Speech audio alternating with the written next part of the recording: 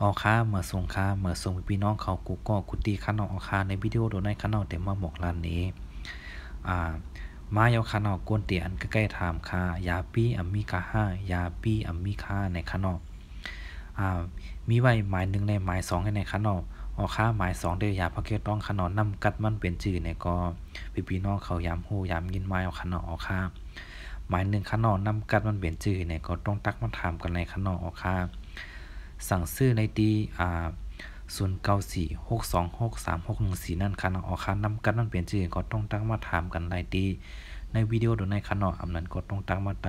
มาถามกันในเตอนี้เตอวิดีโอโดยในค่าอำนั้นก็คอมเมนต์มาถามกันในเตอในวิดีโอโดยในคันเอาค่ายอก็ก้นเตียนยามกินนั่นเปลี่ยนชื่อในก็ข้าวเดี๋ยวเอาไว้ดีตั้งหลังวิดีโอนั้นคันยอก็ก้นกินยาวต่อหนึ่งแอบคันนอกติกปีขึ้นมา2-7 โลให้ในค่ากินแนวปีมาชื่อเนี่ยก็ต้องตักมาถามกันในค่ะเนาะอย่าก็ไล่กินมันเป็นชื่อเนี่ยก็ต้องตักมาถามกันในค่ะอำนั้นก็โทรมาถามกันในค่ะเนาะ